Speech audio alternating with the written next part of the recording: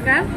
আজকে আমরা এই যোগ্যকোপড়া স্কুলে যে প্রশাসনিক শিবিরে আমরা উপস্থিত হয়েছি। আমরা তুলাসীপাড়া ICDS প্রজেক্টের পক্ষ থেকে এখানে আসার পরে আমরা আমাদের বাদলাবাড়ি সেক্টরের যে সেন্টারগুলি রয়েছে, এই সেন্টারগুলির গর্ভবতী মারা এসেছে, ওনাদের আমরা পোষণ কিট দিয়েছি এবং ভাতা প্রাপক যারা তাদেরও আমরা বুঝিয়ে দিয়েছি কী কী কাজ, মানে যে ভাতা যাতে ব্যাংকের অ্যাকাউন্ট এবং আধারগুলি যাতে আপডেট থাকে, তাহলে ভাতাগুলি পেতে তাদের সুবিধা হবে এগুলি। আর নতুন যাদের বয়স হয়েছে ওনাদের আমরা ভাতার ফর্ম বিলি করেছি এবং প্রায় 10-15 জন নতুন ভাতার ফর্ম জমাও দিয়েছে আমাদের কাছে। এই পর্যন্ত কি আপনাদের কাছে ভাতার ফর্ম জমা পড়েছে আমাদের কাছে।